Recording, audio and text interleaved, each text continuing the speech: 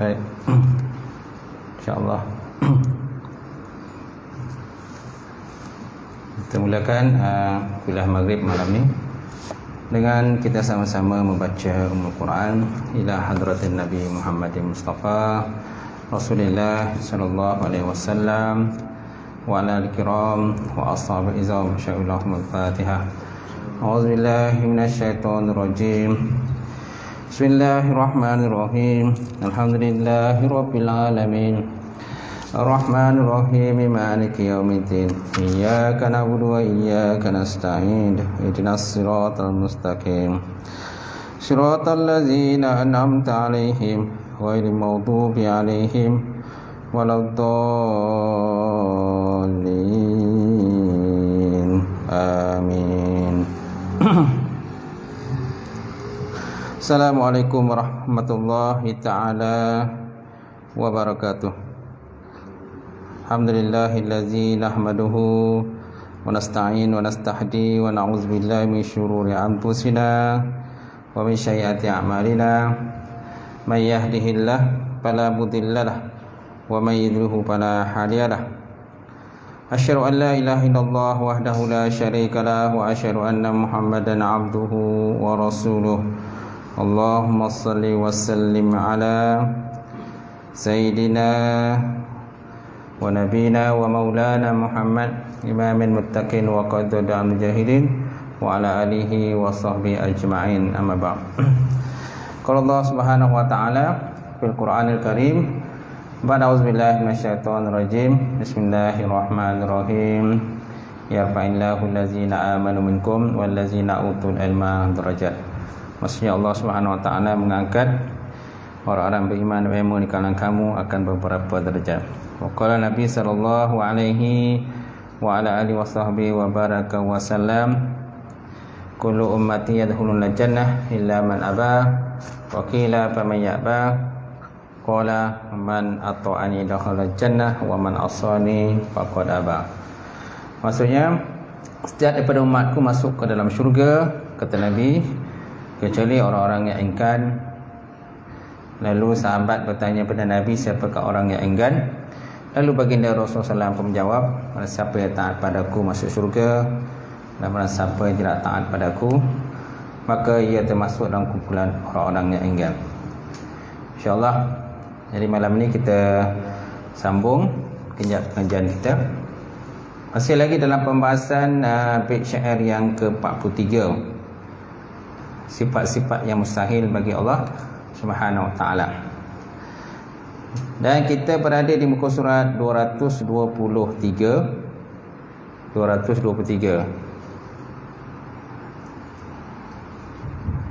Tak ada kitab. Tuan pun tak buat. Baik, kita lihat 223. Masih lagi dalam pembahasan sifat-sifat yang mustahil bagi Allah Ta'ala. Sekarang kita lihat yang ke-8. Sifat yang mustahil bagi Allah Ta'ala ke-8, iaitu lawan daripada iradah. Lawan daripada iradah. Iradah maksudnya berkehendak ataupun berkehendak. Jadi lawan daripada iradah ialah karahah. Karahah mana benci. Benci ataupun dipaksa lah. Jadi yang ke-8, sifat yang mustahil yang ke-8 iaitulah menjadikan sesuatu daripada alam berserta dia benci akan wujudnya. Menjadikan sesuatu daripada alam berserta dia ni Allah Ta'ala benci kepada wujudnya alam, atau meniadakan sesuatu berserta dia benci kepada ketiadaannya. Berserta dia benci kepada ketiadaannya. Maksudnya adamu iradatihi lahu, maksudnya ketiadaan berkehendak kepadanya, atau berserta lupa atau lalai. Zuhul atau ghaflah. Zuhul ataupun ghaflah. Kalau disebut dalam kitab apa tu, Aqidatun Najin, dalam kitab Aqidatun Najin nyatakan bahawa sifat yang mustahil bagi Allah Ta'ala iaitulah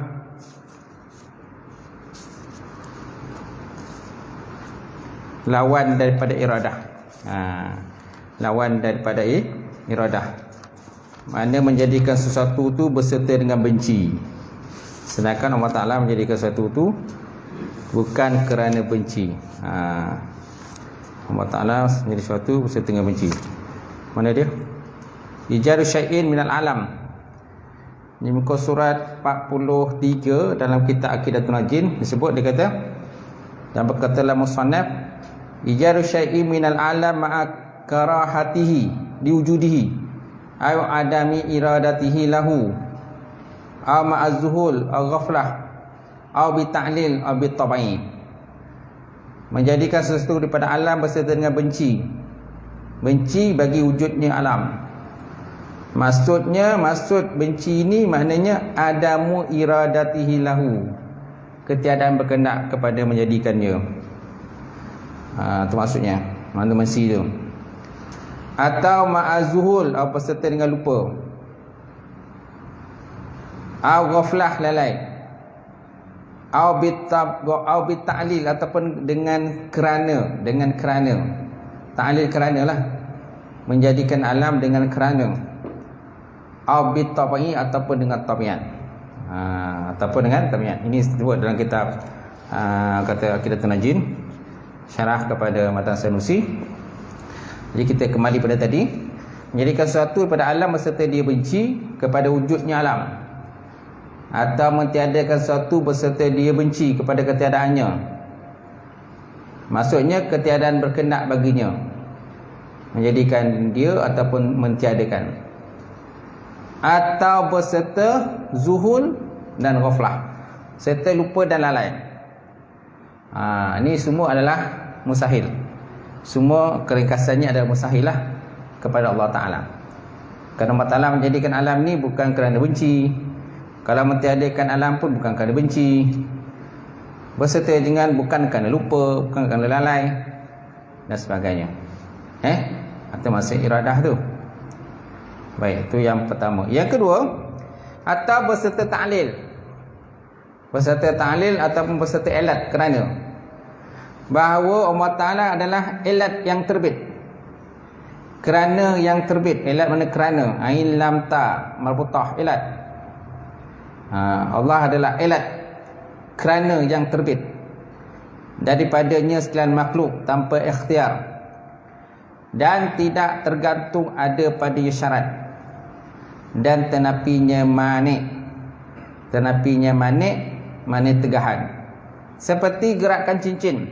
Dia kata, seperti gerakan cincin, maka dia terbit dari gerakan jari tangan. Gitu. Cincin, gerakan cincin terbit daripada gerakan jari tangan, tak?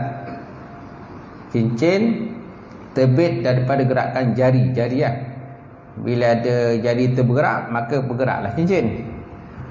Tak? Itu. Jadi Allah Ta'ala menjadikan alam ini bukan kerana tadi. Bukan kerana disebabkan, orang kata macam tadi lah, mana jari itu bergerak, cincin bergerak disebabkan, dikarenakan, cincin bergerak dikarenakan adanya pergerakan jari. Kalau jari tak bergerak, cincin tak bergerak. Macam lainlah kalau cincin tu bergerak sebab lain, itu lainlah. Ini sekarang ni cincin tu berada di jari kita. Cincin bergerak disebabkan oleh jari. Kalau jari tak bergerak, cincin pun tak bergerak. Macam tu. Sekali lagi.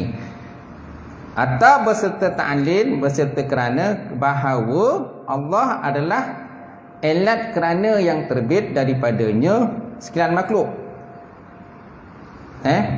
tanpa ikhtiar, dan tidak tergantung atas adanya syarat dan tenapinya manik.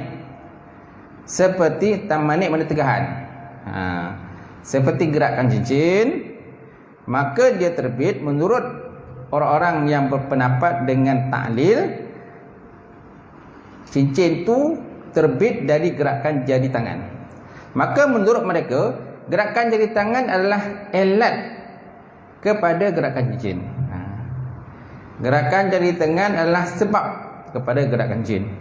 Sedangkan kita berpendapat bahawa yang menciptakan gerakan jari tangan dan gerakan cincin adalah Allah Subhanahu Wa Taala. Tanpa adanya taksir mana bekasan daripada gerakan jari tangan pada gerakan cincin. Jadi rupa-rupanya pergerakan kita ni dia bukan taksir. Taksir ni bukan memberi bekas. Jadi yang memberi bekas itu ialah perbuatan Allah Ta'ala tadilah yang beri bekas. Bukan daripada perbuatan. Walaupun zahiriatnya kita lah yang nampak kita menggerakkan. Zahiriatnya cincin itu bergerak disebabkan oleh jari kita. Kalau jari kita tak bergerak, maka cincin pun tak bergerak. Macam tu. Mana segi zahiriatnya begitu. Tetapi kalau kita belajar bab tauhid, segala perbuatan kita itu tidak memberi bekas. Kerana yang memberi bekas sebenar itu ialah perbuatan Allah Subhanahu Wa Taala itu, bukan dengan perbuatan kita. Okey, ni contohlah. Kalau disebut dalam kitab ni, contohnya dia kata, baik, atau menjadikan ia dengan elat. Apa makna elat? Elat itu bahawa jadi daripada sebab sesuatu itu oleh sesuatu yang lain, daripada ketiadaan bahawa ada baginya iradah dan ikhtiar padanya dengan tiada terhenti atas wujud syarat dan tenapi manik. Tiada terhenti di atas wujud syarat, mana tak bergantung pada wujud syaratnya, ataupun tenapi manik tegahan. Misal demikian itu bagi ialah seseorang yang berkata dengan dia, seperti bahawa sabit bagi gerak anak jari serta bergerak cincin, maka bahawa gerak jari itu daripada mereka itu alat bagi gerak cincin. Maka bahawa gerak jari itu daripada mereka itu alat mana sebab bagi gerak cincin. Dengan makna bahawa gerak jari itu memberi bekas pada gerak cincin, akan sebagai memberi bekas alat daripada maklul. Alat mana kerana daripada yang dikeranakan. Maka berkata mereka itu bermula Allah Ta'ala itu mengadakan akan gerak jari, dan anak jari itu mengadakan gerak cincin, dan menamai oleh mereka itu akan zat Tuhan itu alat. Alat ataupun sebab bagi segala alat, bagi sebab barang yang tersebut itu. Jadi maknanya yang memberi bekas itu yang sebenarnya ialah perbuatan Allah, bukan perbuatan kita. Zahiriatnya memanglah nampak perbuatan kita yang bergerakkan semua. Macam tu. Apa saja perbuatan dalam dunia kita nampak semua perbuatan kita. Kitalah yang memukul, kita yang menendang, kitalah yang menulis, kitalah yang orang kata kalau bola tu kitalah nampak kita yang menyepak bola. Kalau pisau tu kitalah nampak macam kita memotong dia dan sebagainya. Okey. Jadi sebenarnya hakikat sebenarnya itulah perbuatan Allah Subhanahu Wa Taala. Baik, atau berserta tabiat. Ni pun mustahil jugalah. Pertama tadi menjadikan satu pada alam berserta dengan benci. Yang pertama. Yang kedua, atau menjadikan alam berserta dengan taklil kerana. Sekarang yang ketiga pula. Atau menjadikan alam berserta pentabiatan, tabiat. Seperti tabiat. Bahawa Allah Ta'ala adalah satu tabiat yang terbit daripadanya sekalian makhluk tanpa ikhtiar, berserta tergantung ada atasnya beberapa syarat dan tenapi beberapa manik tegahan seperti api. Maka sesungguhnya dia memberikan bekas dengan tabiatnya. Menurut mereka dalam hal pembakaran, berserta adanya syaratnya ialah bersentuhan dengan tenapinya manik basahan. Contoh kalau kita nak bakar kayu, syarat bakar kayu itu mestilah api bersentuh dengan kayu itu. Yang kedua, kayu tu tidak basah. Kayu tu tak basah, maka barulah api boleh menyala lah pada kayu tadi. Mana segi tabiatnya dah. Tabiat api itu dia mestilah membakar, tetapi dengan syarat ada bahan yang dibakar. Kemudian bahan yang dibakar itu pula dia tidak basah, ataupun tidak ada sesuatu benda yang boleh menegah api daripada memakan dia. Kalau ada benda yang menegah, maka dia tak boleh makan lah. Itu itu dari segi tabiatnya lah, tabiatnya.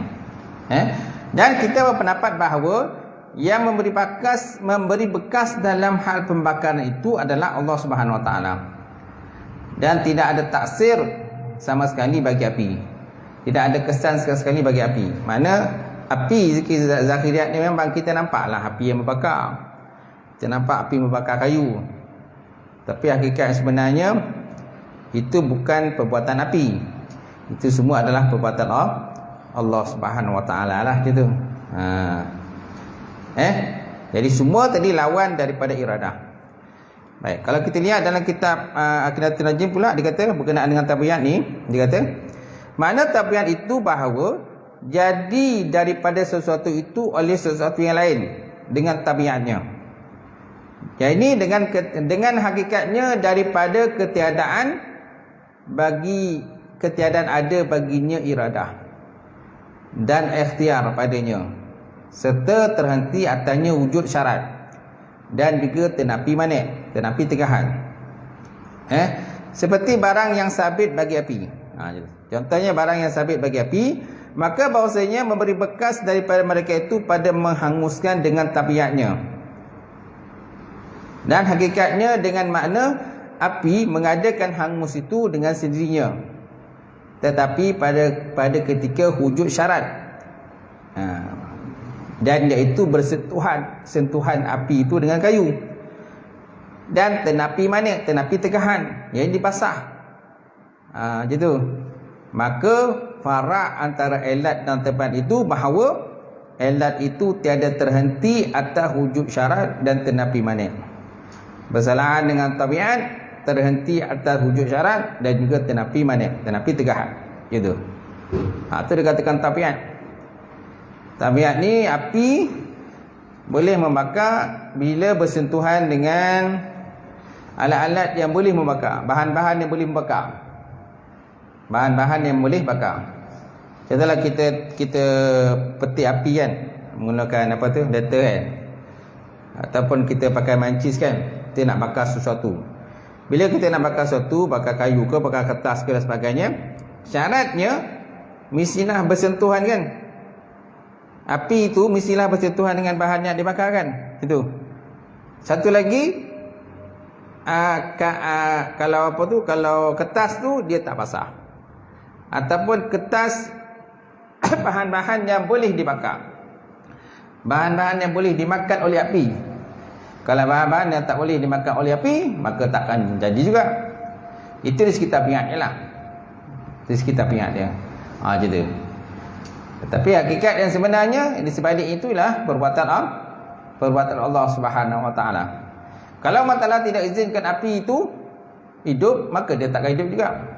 Walaupun ada bersentuhan, walaupun kayu tu tak basah, walaupun kain tu tak basah, ataupun kertas tak basah, tapi tanpa izin daripada Allah Taala pun dia takkan hidup juga. So mesti ada kebenaran dan keizinan daripada Allah Subhanahu Wa Taala. Itu tadi tuan-tuan yang ke-8. Jadi makna ke-8 ini, apa yang kita bincang tadi, dia adalah lawan daripada iradah. Iradah maksudnya berkehendak. Masuk ke lawan yang berkehendak. Sedangkan yang mustahil bagi Allah Taala tadi, iaitulah menjadikan sesuatu ijadu syai'in minal alam ma'a karahiyatihi, menjadikan satu pada alam berserta dengan bencinya bagi wujudnya, mana ketiadaan iradah, ketiadaan berkehendak baginya wujud, atau berserta dengan lupa, lalai, ataupun dengan ta'lil, ataupun dengan tabiat. Lupa, lalai. Allah Ta'ala menjadikan sesuatu itu berkehendak, kehendak yang satu itu bukan dengan lupa dan bukan dengan lalai. Bukan lupa, bukan lalai. Kalau kita ni pula ada sifat-sifat begitu. Ada sifat-sifat lupa dan ada sifat-sifat lalai. Sama ada syaitan itu yang melupakan kita ataupun hakikat yang sebenarnya Allah Ta'ala yang lupakan. Tapi biasanya melupakan syaitan lah. Kita kalau boleh memang nak ingat benda-benda baik. Tapi ada masanya benda-benda baik ni kita terlupa. Contohlah dalam bab berjanji kan, kita lupa berjanji. Kita lupa ada janji dengan kawan kita. Kita lupa berjanji dengan kawan kita. Siapa yang melupakan kita? Biasanya syaitan lah. Syaitan tu lah memang suka melupakan kita. Bacaan dalam salat, kita semayang kan, terlupa bacaan dalam salat. Dah baca ke belum? Dah baca ke belum?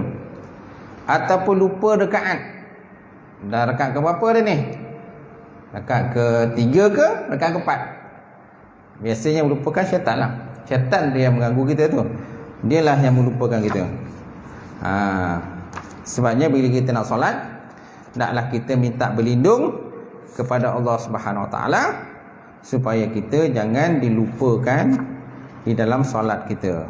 Gitu. Itu dikatakan lupa ataupun lalai. Baik, kita lihat di sini tentang zuhul. Baik, apakah dikatakan zuhul? Zuhul zaiha wa ulam zuhul. Zuhul zahabu syai' minal hafizah. Hilang sesuatu daripada hafalan. Hilang sesuatu daripada hafalan. Itu dikatakan lupa. Zuhul. Ghaflah, lalai. Lalai ni dengan makna as-sahwun. Sahwun, leka, lalai. Ada ulama kata dalam solat kita lupa, kita namakan sebagai sahwun. Itu namanya, itu sebabnya bila kita lupa kita kena sujud sahwi. Dinamakan sujud nasahwi. Ada satu lagi perkataan nisyanun. Nisyanun lupa juga. Tapi untuk lupa dalam solat kita tak namakan sebagai sujud nisyanun, tetapi dinamakan sebagai sujud sahwi. Kerana sahwi ni lupa yang sementara.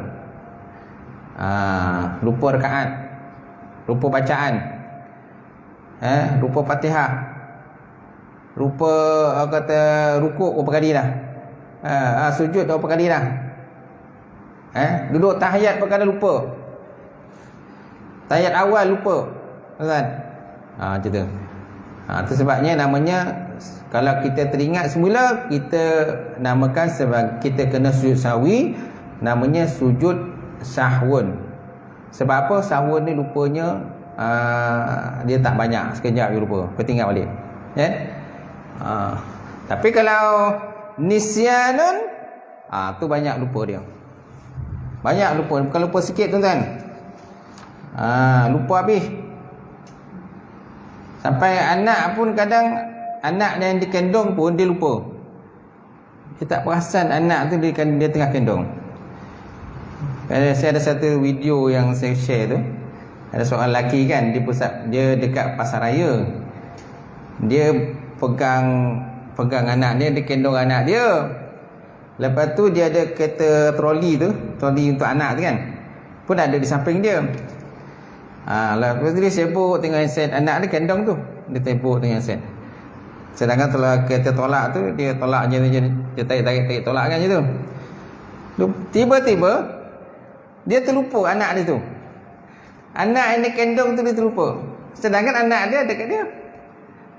Dia terlupa, dia pusing kerana pusing sini, tengok sana, tengok dalam kereta sorong tu tak ada anak dia. Kan? Jadi benda tu terakam oleh CCTV tu kan. CCTV terakam kat pasar raya lah. Nampak parah tu, lupa tu. Kan? Jangan kita jadi macam tu. Minta kita berlindung Allah Ta'ala daripada sifat lupa lah. Lupa tu kan. Sedangkan anak dia ada kat situ. Lupa ambil bini pun ada juga. Lupa sampai rumah pun, kan kita sama pergi kedai tadi, macam mana abang beli seorang lah kan, gitu. Saya balik seorang je rasa macam ada rumah tadi. Anak pun tanya, mana mak? Bah, ada kau sekali tadi? Ada. Kau pergi dengan mak dengan abah pergi dengan mak tadi? Ya kau, ya Allah, dia kata. Lupa tuan-tuan, pergi cari balik rumah ke bandar, ke Pokan. Nasib baik tak kena lotu ke rumah. Macam tu. Baik, so yang tuan-tuan, yang ke-9, jahil. Jahil ni lawan daripada alim. Sifat yang mustaqim kepada Allah Ta'ala yang ke-9 itulah jahil. Dan apa-apa yang semakna dengannya seperti zon, syak, waham dan naum, tidur. Ini adalah lawan daripada ilmun. Ni pun termasuk kumpulan jahil juga ni. Zon mana di 75% keyakinan, syak 50-50 keyakinan, waham 25% keyakinan, naum, tidur. Ni kalau tidur ni memang tidur mati lah. Tapi kalau tidur ayam ni biasanya ni tak lupa ni. Ni tidur macam apa tu, batang kayu lah kita salah. Tidur mati lah. Mana kalau bom meletup pun memang dia tak sedar lah itu. Kalau kita angkat pun masuk dalam bayi pun tak sedar dah. Macam tu. Memang bokek lah tuan-tuan. Satu lagi tadi sifat lupa tadi kan. Lupa tadi memang pakah tu. Tak minta kita jangan dah ada benda lupa ni. Lupa contohnya tutup air. Kita masak air kat rumah. Masak air, juang air kan. Kamailah semangat juang air. Lepas tu tiba-tiba ada emergency. Kena keluar daripada rumah, pergi copel kan. Jadi dah benda tu terpasang je. Air tu terpasang, ataupun mungkin dapur kita tengah masak tu benda tu terpasang je api. Itu yang parah tu kan. Tu sampai rumah boleh terbakar tu. Rumah boleh jadi terbakar. Lupa tadi. Api tu tak dipadamkan. Parahlah kalau lupa ni. Itu juga kalau kita bawa kereta, kita parking kereta kat bandar, lupa tutup cermin.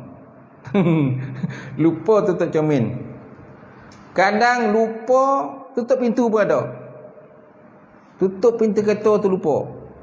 Kita dah pergi dah merai-merai mana-mana dah. Pintu kereta dia lupa tutup. Ataupun kunci tertinggal dekat steering tu. Parah tu, lupa kan.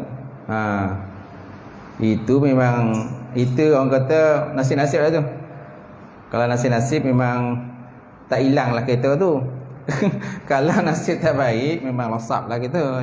Ambil dia orang, curi dia orang. Ataupun tertinggal lah benda-benda berharga dalam kereta. Itu pun kadang terlupa juga. Kereta lupa parking kat mana, ada kan? Kereta lupa parking kat mana? Tingkat berapa parking tadi? Apalagi kalau kita pergi pasar raya besar kan. Sampai parkingnya sampai 3-4 tingkat. Lupa letak kat mana. Kereta tu lupa kat mana. Tu poning lepas tu mencari tu. Nasib-nasib jumpa lah. Kalau tak jumpa parah lah tu kan. Kalau tak jumpa terduduk lah macam tu. Kita minta Allah Ta'ala janganlah kita ni dihinggapi oleh penyakit lupa macam tu dah. Baik, seterusnya. Kemudian ke-10, mati lawan daripada hayat, lawan daripada hidup. Kemudian bukmun, bakam nafsi ataupun bukmun nafsi, mana bisu yang sifatnya nafsi bukan lafzi, dan dia adalah lawan daripada kalam. Lawan daripada kalam. Kemudian buta lawan daripada basar, melihat. Kemudian kaunuhu ajizan, kadang Allah Ta'ala tu yang lemah, hingga akhirnya berdasarkan pendapat yang adanya awal. Berdasarkan pendapat yang adanya awal. Macam tu. Baik, kemudian kita lihat yang kitab tadi, kitab Arab dia. Bait syair yang ke-43 tadi kan. Apa cakap?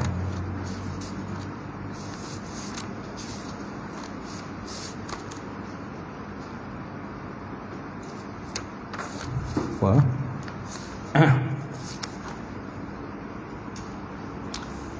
Baik, seterusnya ila akhirih ilal qauli bil ahwal. Bil ahwal, ahwal mana kelakuan. Baik. Buta lawan daripada melihat, dan keadaan Allah Ta'ala tu ajizan yang lupa, yang lemah, ila akhirnya kepada, sehingga pada akhirnya alal qauli di atas pendapat bil ahwali dengan ahwal. Keadaan Allah Ta'ala, keadaan Allah Ta'ala tu yang lupa, keadaan Allah Ta'ala tu yang lemah, keadaan Allah Ta'ala itu yang tidak berkuasa, keadaan Allah Ta'ala itu yang tidak berkehendak, itu semua sifat mustahil lah. Sifat mustahil yang ada kepada Allah Subhanahu wa Ta'ala. Dia ada 20 tu lawan daripada sifat wajib. Macam tu. Baik, kemudian perkataan musannaf dengan kakauni fil jihad. Sambungan daripada dia punya matan syair itu, wa yastahilu diddu zil sifat fi haqqihi kal kauni fil jihad. Dia kata. Wa yastahilu diddu zil sifat fi haqqihi kal kauni fil jihad. Dan mustahil pada Allah Ta'ala, hak Allah Ta'ala itu lawan daripada sifat-sifat ini, seperti keadaannya Allah Ta'ala itu pada jihad-jihad. Jihad mana pihak-pihak, pada pihak-pihak. Jadi perkataan musannaf dengan kakauni fi jihad, keadaan Allah Ta'ala itu pada jihad, pada pihak-pihak, pada satu jihad daripada jihad-jihad yang 6. Dia ada kiri, kanan, atas, depan, belakang kan. Dia ada kiri, atas, kanan, depan, belakang. Itu jihad lah. Allah Ta'ala ni mustahil Allah Ta'ala tu dia ada jihad. Allah Ta'ala tidak berpihak gitu. Ini adalah satu misal daripada misal-misalnya mumasalatuhu ta'ala lil hawadis, bersamaan sama Allah Ta'ala beri segala baru. Perlu diketahui bahawa orang yang bertikadkan jihad tidaklah jatuh kafir, sebagaimana dikatakan oleh Al-Iz bin Abdul Salam. Al-Iz bin Abdul Salam, dia kata orang yang bertikadkan jihad di mana pihak Allah Ta'ala berpihak ini, dia kata tidak jatuh kafir, sebagaimana dikatakan oleh Al-Is bin Abdul Salam. Kemudian Imam Nawawi dia kata mengkaitkan pendapat Izidi dengan keadaannya daripada orang awam, dan Ibnu Abi Jamrah mengkaitkannya dengan kesulitan untuk memahami penafian tadi.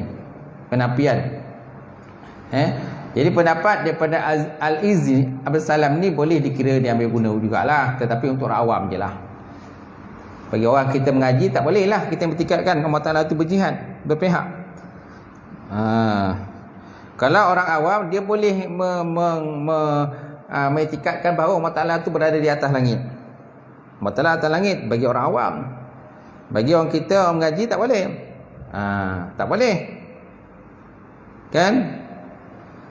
Sesat nanti. Terpesong akidah kita. Kerana Allah Ta'ala ni tidak berjisim, tidak bertempat, tidak berpihak. Sebagai ulama memberi tafsir, memberi perincian, dia kata, jika dia mengiktikadkan jihad ulwi, mana atas, tidaklah kafir. Kerana pada jihad ulwi itu ada kemuliaan dan ketinggian martabat. Ini kata sebahagian ulama.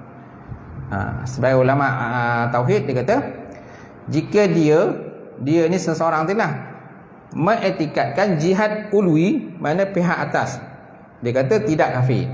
Kerana pada jihad ulwi itu, jihad atas itu adanya kemuliaan, adanya ketinggian martabat. Macam tu. Dan jika dia mengiktikadkan jihad sufli, jihad bawah, maka baru jatuh kafir. Kalau kita iktikadkan jihad bawah, baru jatuh kafir.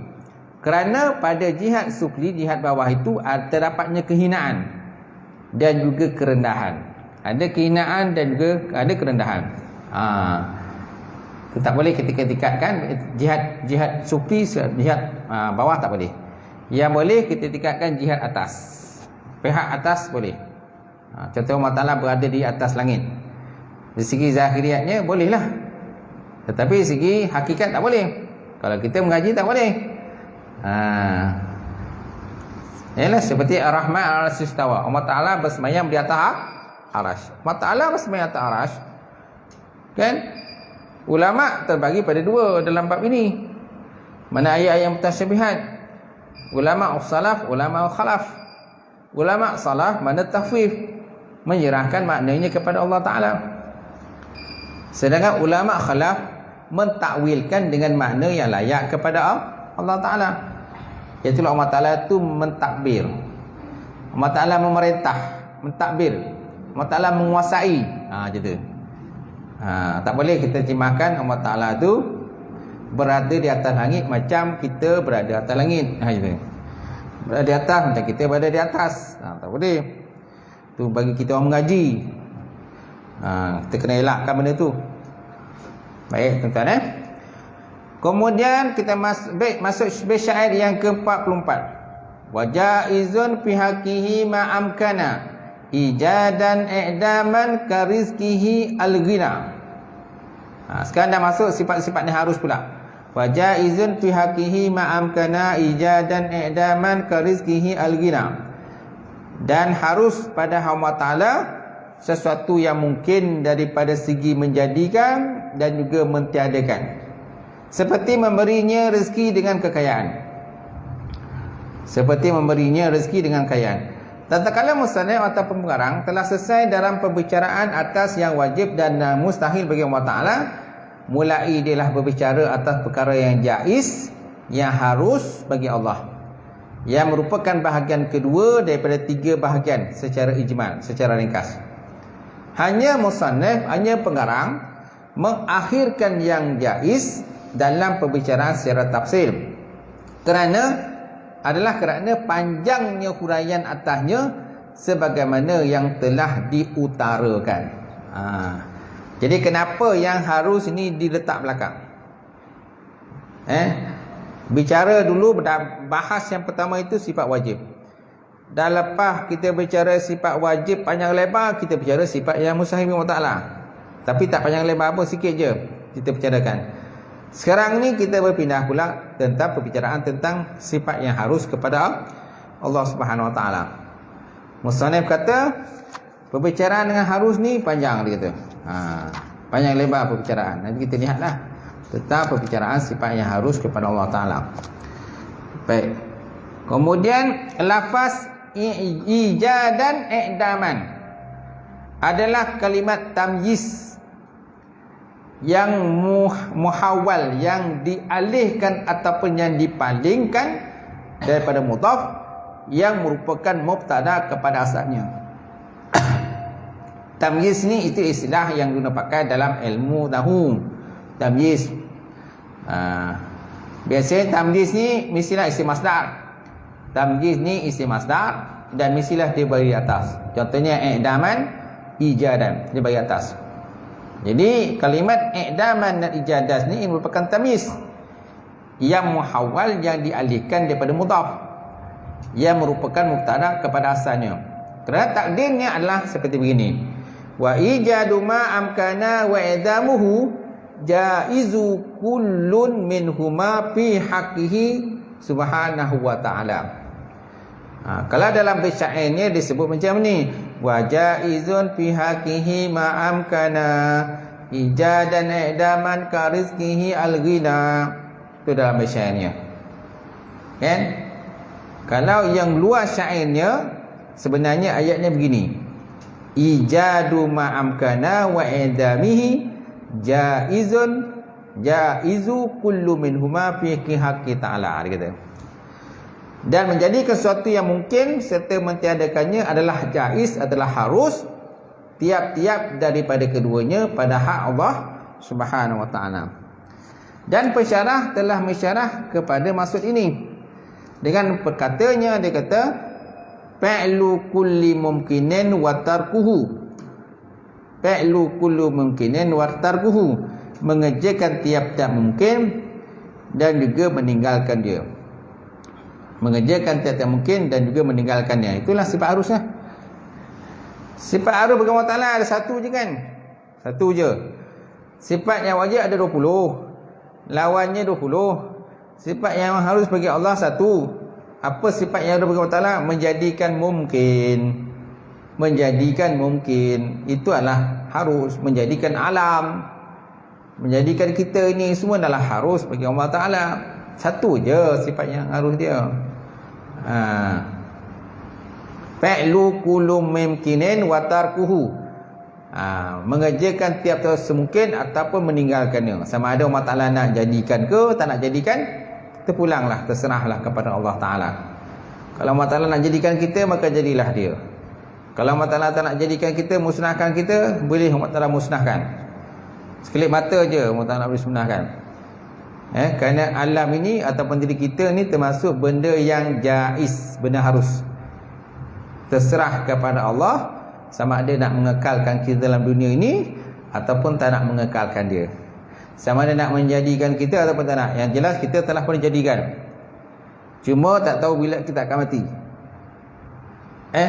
Besok, lusa, tulat, tungging apa sebagainya tak tahu. Sama ada kita mati pagi ke, kita mati tengah hari ke, kita mati petang ke, malam ke dan sebagainya, tak tahu bila. Pukul berapa kita mati? Tak tahu. Di mana kita mati? Di rumah ke? Di hospital ke? Di jalan raya kita mati? Di rumah kawan ke? Di pekan ke kita mati? Wallahualam. Tak tahu bila kita akan mati. Baik. Jadi apa yang dikandung oleh bait syair di atas adalah berbeza dengan pahaman Mu'tazilah. Mu'tazilah yang menyatakan dengan wajibnya sebahagian perkara-perkara mungkin atas Allah Ta'ala. Kerana mereka berpendapat bahawa wajibnya solah dan aslah atas Allah Subhanahu Wa Ta'ala. Mu'tazilah kata, kan? Mu'tazilah kata menjadikan mungkin ini adalah wajib bagi Allah. Menjadikan alam adalah wajib bagi Allah. Ini pahaman Mu'tazilah. Apalagi berkenaan dengan perkara solah dan aslah, benda baik dan yang terlebih baik. Ini pun pandangan daripada mereka adalah wajib bagi Allah Ta'ala menjadikan benda baik dan yang terlebih baik. Gitu.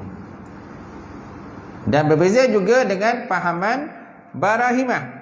Pahaman Barahimah yang menyatakan dengan mustahilnya mengutuskan para Rasul, sedangkan dia adalah sebahagian daripada perkara-perkara mungkin. Berbeza dengan pahaman Barahimah, namanya Barahimah. Barahimah yang menyatakan dengan mustahilnya mengutus Rasul untuk mentadbir dan juga menguruskan alam. Kemudian perkataan musannaf karizkihil gina. Karizkihi gina, seperti rezekinya kaya. Kan? Adalah misal dari mengerjakan terhadap benda yang mungkin. Adapun misal daripada meninggalkannya bahawa adalah Allah Ta'ala tidak memberi rezeki kepadanya. Idafat, sandaran yang ada pada rezeki adalah idafat masdar. Perkataan masdar dengan fa'il masdar.